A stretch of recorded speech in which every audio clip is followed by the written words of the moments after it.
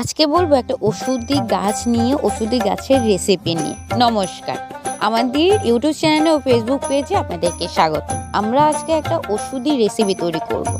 আগের দিনকার মানুষ কিন্তু মেডিসিনটা কম খেত, তারা বিভিন্ন পাতার রস, বিভিন্ন পাতার মেডিসিন তৈরি করে তা খেয়ে কিন্তু তাদের রোগ শোক সব দূর করতো।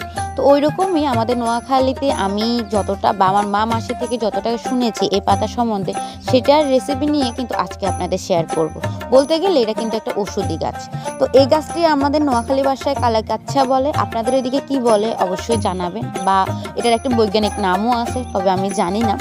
যাই হোক, ওই পাতার সাথে মা একটু কুমড়ো ফুল দিয়েছে যাতে একটু বেশি পরিমাণে হয় ওই জন্যে, কারণ এখনকার দিনে এসব পাতা পাওয়া কিন্তু অনেক দুষ্কার্য।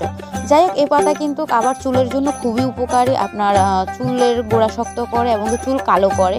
তাছাড়া কিন্তু যারা চুল খুব ঘন কালো সুন্দর করে, তো এটা কিন্তু চুলের জন্য উপকারী।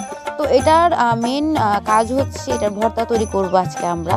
ভর্তা তৈরি করার কারণ হচ্ছে যাদের কোমর ব্যথা, প্রচণ্ড পরিমাণে কোমর ব্যথা থাকে, তারা এটার ভর্তা তৈরি করে, বা এটির রস খেলে কিন্তু খুবই উপকারী। রসটা খাওয়া যায় না, ওই জন্য আমরা ভর্তা তৈরি করবো। যাই হোক, রেসিপিতে আমি আপনাদের সাথে শেয়ার করে দিচ্ছি।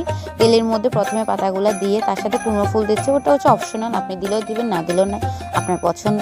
এরপরে একটু নারকেল আর শুকনো লঙ্কা দিয়ে কিন্তু এই ভর্তাটা তৈরি হবে, আর একটু লবণ দিয়ে ভালো করে তেলের মধ্যে টেলে নিবে।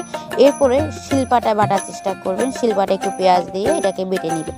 যাই হোক, এটা কিন্তু খুবই ওষুধি একটা গাছ। অনেকে হয়তোবা জানেন, অনেকে হয়তোবা জানেন না। আপনারা চাইলে কমেন্ট করবেন, আমি এই গাছটি আপনাদের সাথে শেয়ার করব। এসব গাছ এখন দেখা যায় না। যারা একটু প্রকৃতির মধ্যে থাকেন তারা অবশ্যই গাছটা চিনে থাকবেন বা দেখে থাকবেন। এটা বৈজ্ঞানিকভাবেও অনেক কিছু এটা উপকারী আছে, আপনারা গুগল সার্চ দিয়ে দেখবেন, এটা খুবই উপকারী। যাই হোক, আজকে আমি রেসিপিটা শেয়ার করার কারণ হচ্ছে যে আপনারাও জানুন এটা কী কী উপকারিতা আছে। আমি এত উপকারিতা জানি না, যতটুকু জানি ততটুকু আপনাদেরকে শেয়ার করলাম। খুব কোমর ব্যথা আপনি এটা খেতে পারেন, তাহলে আপনার কোমর ব্যথাটা কমে যাবে। যাই হোক, দেখা হবে নতুন কোনো ভিডিওতে, নতুন কোনো সময়। সবাই ভালো থাকবেন, সুস্থ থাকবেন। দেখা হচ্ছে খুবই তাড়াতাড়ি। রাধে রাধে।